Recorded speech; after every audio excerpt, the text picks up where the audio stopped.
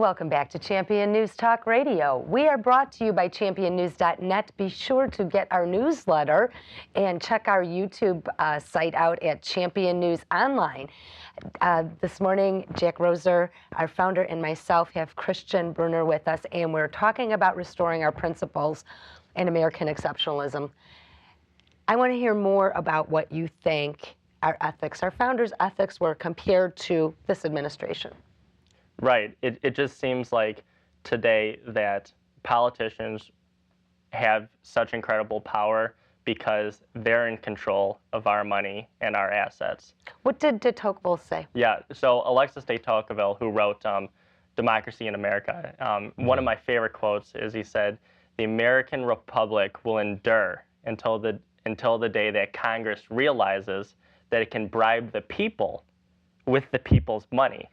And in what year did he write that?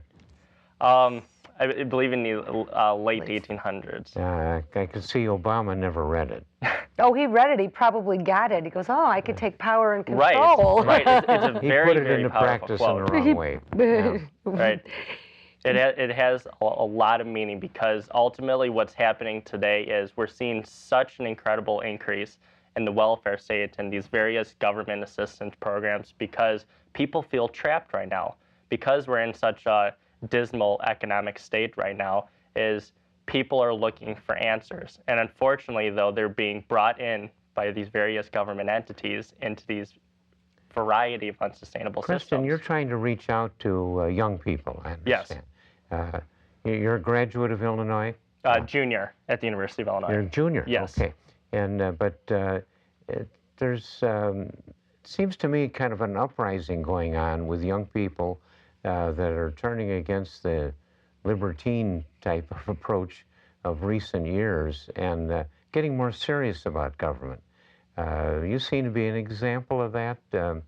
How do you feel in your reach out to other young people? Mm-hmm.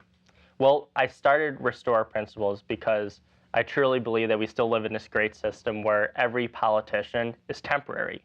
We still live in this great system where within a couple of years, we will be able to oust every single politician if the electorate, though, is vigilant and educated. So I started Restore Principles for the youth primarily in order to promote this idea that principles ultimately will truly change around this country for the better and not one politician. And we don't have someone on the conservative side that's this godlike figure on earth that can fix all of our problems. As I was saying earlier, is our country was founded on individualism, and so we're driven and united by common ideals and not by one godlike figure. You know what, though? Everybody needs we don't want a godlike figure, but let's take Ronald Reagan. He was an inspirational and positive leader. Right. We don't have any leadership right now. This president is not a leader. Clearly, by the things that he does, he doesn't do the buck stops here. He bastardizes, if I could say that on the radio, the American dream. Anybody that makes money and tries to pursue success, right. Well, you didn't build that. I am sitting next to American exceptionalism. Mr. Roser here is the American dream. He epitomizes. I have lived, at least in an economic sense. I missed out on the good looks part of it, but... oh, I think everybody loves you, Jack. Jack, you know what, though? I got to say something to you. You have lived the American dream. Oh, yeah. Your son was on our Father's Day show, and your son admires and loves you. He is carrying your legacy with your company. Oh, I'm proud of it. He's taken it off on his own expression of this wonderful free system. But it's more than just your financial success, which is outstanding and exceptional, but you've, with St. Elizabeth's School, all the other things that you have done, you are engaged, and plus you're blessed. You're almost 90 years old, and you can talk about these things. Yeah. This is a model for Actually, what our founders... I'm really only 32. I'm just... You act like it sometimes. No, that's a good thing. You know, our founders gave us a constitution so someone like a Mr. Roser can go ahead and live that exceptional American dream. And I'm worried about folks that are your age, Christian, do you think you being 20 have the same opportunity because of policies that are influenced as a Mr. Roser? Right. It really seems like today that we're no longer when you're coming out of college focused on individualism and getting on the right track by yourself. It seems like with these massive amounts of student debts that these students are incurring, and all these other financial obligations are being tied to your parents, it just seems like the focus now is how can I stay reliant on my parents and the government for as long as possible. Well, that's a complete wrong mindset. Young people are voting. I mean, 18 years old, and you're older than that, but by far. But we've got a lot of young people that voted for this twit of a president we got. I mean, it's no secret to me. My business I started 50 years ago with a $5,000 investment, and I never borrowed. The market disciplined me, and I've got 500 great employees. My son is running the business far better than I could, but I'm a good starter of things.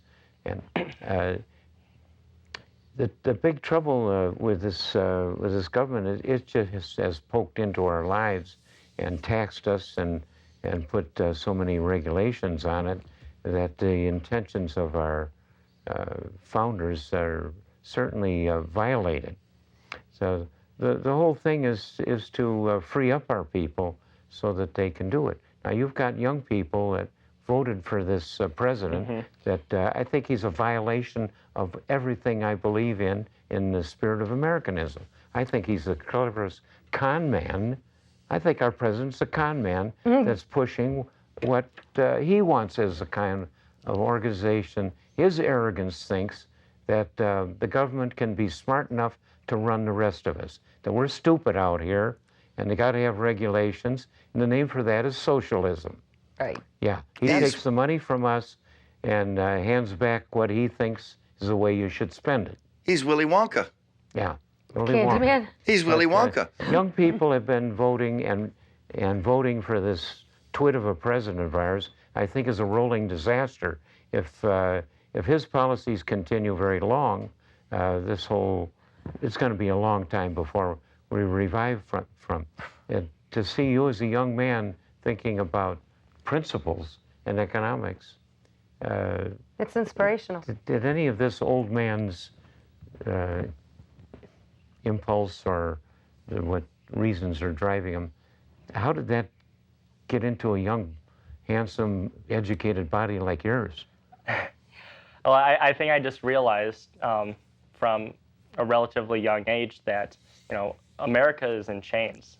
And as I pursue my goals in my nonprofit, and as I attempt to start another business of my own, I realize it just seems like these chains are getting heavier and heavier with everything that I'm trying to do.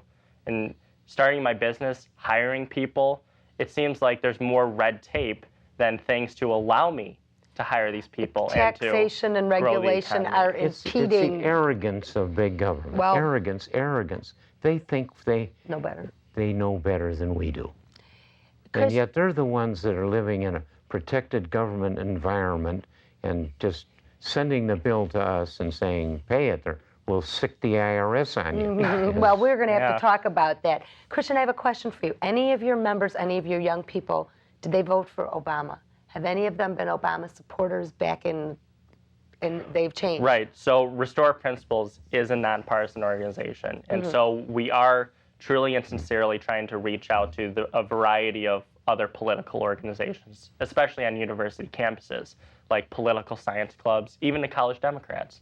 And what we've realized is our message is powerful because rather than having these forums for various promotions of politicians, we're saying, come here to discuss a certain issue. Come here to discuss gun control. And we're looking to put everyone at the same level so that we can have true and sincere political discourse. And when you have that, you can really change hearts and minds of people. That's a good thing you're doing, certainly. How's it going over? Are you getting enough people you feel happy about the discussion of these important issues? Absolutely, and this is something that I look forward to doing for a very long time. So But to attest to our expansion, though, we actually just opened a local chapter at UCLA, University of California, Los Angeles. Wow. All the way on the left coast. Oh, wow. So if we can expand all the way, Tough nut to crack. if we can expand all the way out there, that's certainly something that's very exciting to me. That, you know, if we're able to get students involved in that respect.